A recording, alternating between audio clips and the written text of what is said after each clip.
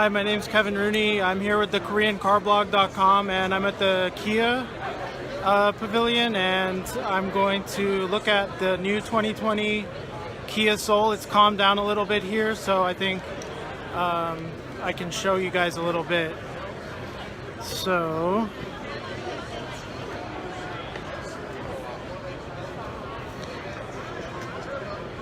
hold on. So there's three models that they've revealed here today for the 2020 Kia Soul. The first one here is the Soul GT line, and that is taking the place of the Soul Turbo. So this has the same engine, 201 horsepower, as the Soul Turbo from the last generation. However, they have put on some cool styling, which we didn't have on the last generation. It's a totally unique front end from the rest of the Kia Souls for 2020. As you can see, it features these headlights in the bumper rather than the standard headlights. I'm not sure the LEDs may actually be in that top unit, but the turn signals and fog lights are definitely down below, and you can see that it's a lot more aggressive. I'm gonna go around to the back. Now this is the part that a lot of people were saying they had issues with in the spy photos, and honestly it looks a lot better in person. I have to say, it looks sporty, it looks pretty cool. It's all LED.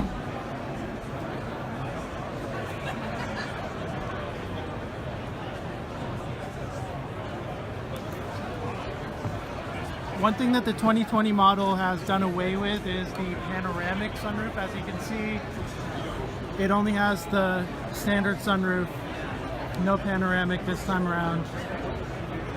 It does come with these pretty cool 18-inch wheels. And then on the inside, I noticed a couple of things.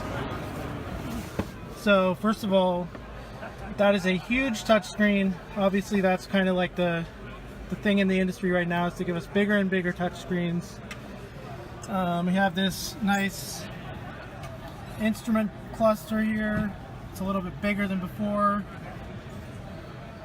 There's a heads-up display, as you can see right there. That's new for the 2020 model year. They have this kind of cool, it kind of looks like the high-end speakers, but it's not a speaker, it's just a piece of plastic.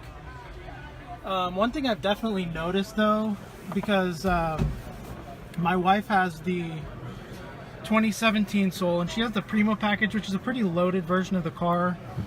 For a top of the range model, I have to say, like, the plastics are very hard. A lot more than they were before. And I don't know, it's a nice design. It just feels a little bit cheaper.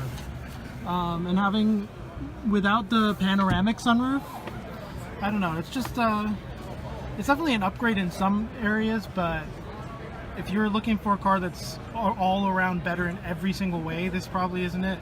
But it does enough, I think. Especially, they have said that the power is handled better. It is faster. It's slightly better tuned in terms of the suspension. So anyway, that is the Soul GT line, which is taking the place of the Soul Turbo in the 2020 lineup. So then I'm going to move on to the X line. And I know the big question around this one was, is it all-wheel drive? And I wish I could tell you that it was all-wheel drive, but for some reason they've decided not to give us the all-wheel drive. Even in the presentation, the first thing he said was that it was not all-wheel drive. So a little bit disappointed there. And I know a lot of people were asking me, I was just walking around, since I have a Kia bag, they all thought I worked for Kia, which I don't. But they were asking me like, oh, is it all-wheel drive? Is it all-wheel drive? And when I said no, they were like, oh, well, that kind of takes away the thrill of the car, especially because it's X line, you know. Yeah, badge. It's nice to see them. This reminds me a little bit of a Honda. This is different too. As you can see, it has the badge, but it doesn't have the all-wheel drive. So, again, I do think that the back lights are a little bit better than they looked in the spy photos. And I think one thing you could do, if you just don't like that top part being all brake light colored, you could definitely do a wrap to get rid of that. But I mean, I think it definitely does look better in person.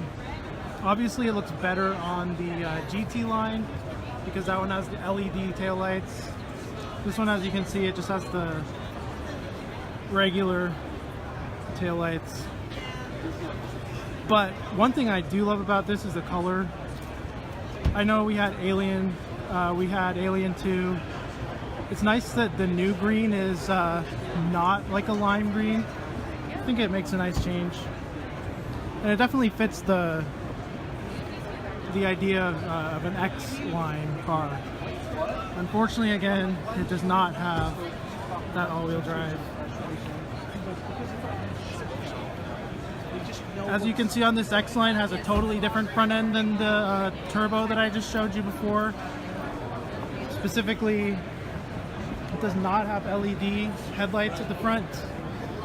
It has these massive fog lights at the bottom, which kind of go along with the X-Line badge there. I do like how that bottom grille there has the Kia Tiger nose kind of inspired there.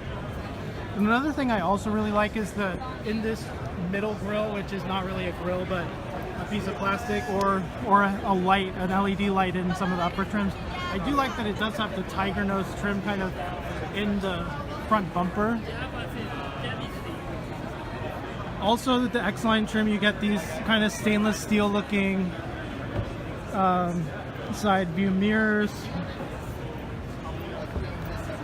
And the roof rails, that's actually something that we were not getting in the US market before. So it's nice to have those roof rails. But again, no panoramic sunroof, and in fact the X-Line does not have a sunroof at all. You can see it's a pretty good sized trunk, about the same as before. And you can see in this X-Line version, it definitely does not have that huge touchscreen. This is a slightly lower trim level, but it does have, you know, everything you need.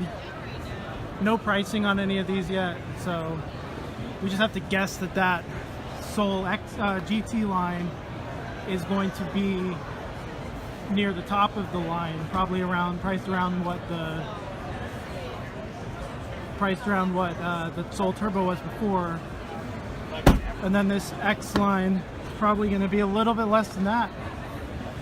This does not have the turbo engine. It does have a pretty cool set of wheels though.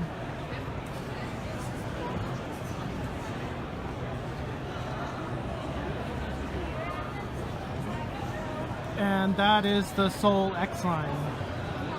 So next up we have the Soul EV. Oh, sorry. It's okay. So the Soul EV, here it is. They're still making this even though they just also today launched the Kia Niro EV. So now you're just going to basically have two choices. If you want a small crossover type vehicle, electric from Kia, you now have two choices. You can either get the cool styling of this new Soul or the more traditional crossover styling of the Niro. They did not tell us the range that this Soul EV is going to have yet, but they did say that it's going to be more than double what the old Soul was. And I think the last generation Soul EV was something around 100 miles or maybe a little less. So I'm guessing that this one is going to be over 200, probably more closer to the 230 of the Niro EV. Of course, we know that the Kona EV, which this new Soul is based on that same platform as the Kona does have a 258 mile range, I believe.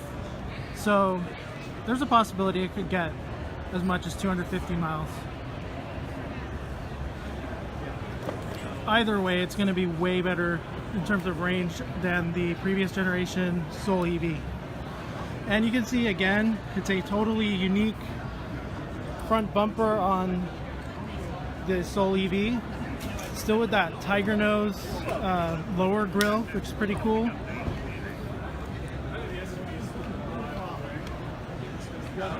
You get these wheels that definitely look at home on an electric vehicle.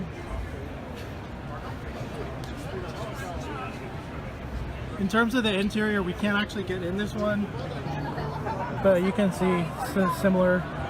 You do have like a Land Rover style or Jaguar style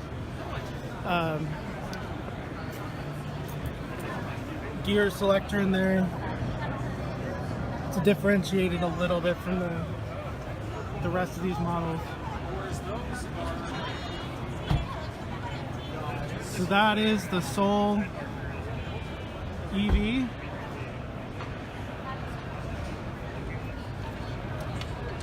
Soul EV, Soul X-Line, and over here again is the Soul GT line.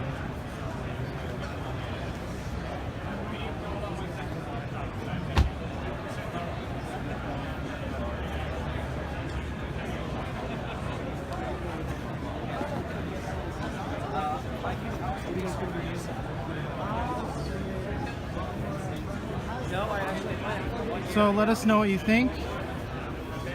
We'll let Kia know. Also, Kia does listen. If you are in any of those groups, like the Kia Soul Club USA, or the KCB community, Korean Car Blog community, or the Stinger groups, Is there like a Grand Touring version? they do have some of the Kia employees kind of lurking in those groups. So everything you say in there, they are listening. So let them know by posting your thoughts.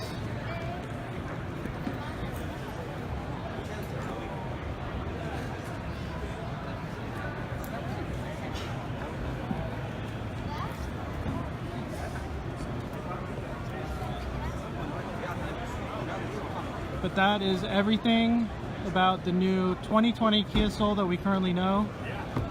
And there will be more in our articles, and there's also some press releases that we'll be sharing with you guys. So thank you again. My name is Kevin Rooney. And yeah, no, there's no panoramic sunroof anymore, unfortunately. I'll show you.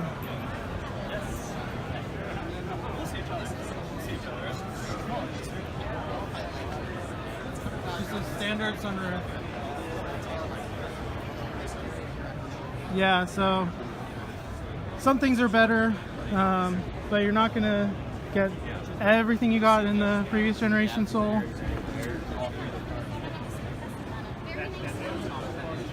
But I think there's a lot of improvements, to be honest, and from what everyone's been saying, it's a much better platform now, much more stable.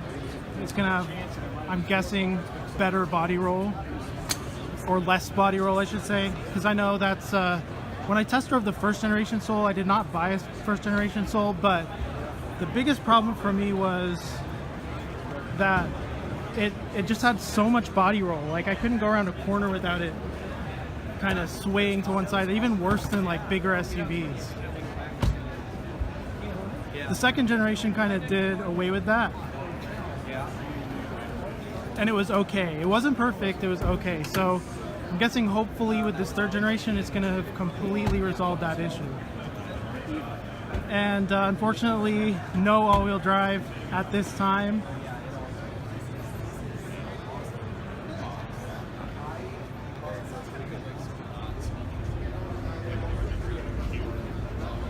This is the back of the car. I think it looks pretty cool. It's definitely a change, so I know some people don't like the change, but change has to happen, so that's what we get. hopefully they will listen to everyone who's talking about the all-wheel drive, and maybe in the next couple of years they will provide all-wheel drive, but I just don't know, because it was like even in the presentation, the first thing he said when he showed the Soul X line, the first thing he said was, nope, there's no all-wheel drive. So you kind of put those rumors to bed pretty quickly. I know we heard that it was possible for all-wheel drive, but unfortunately not.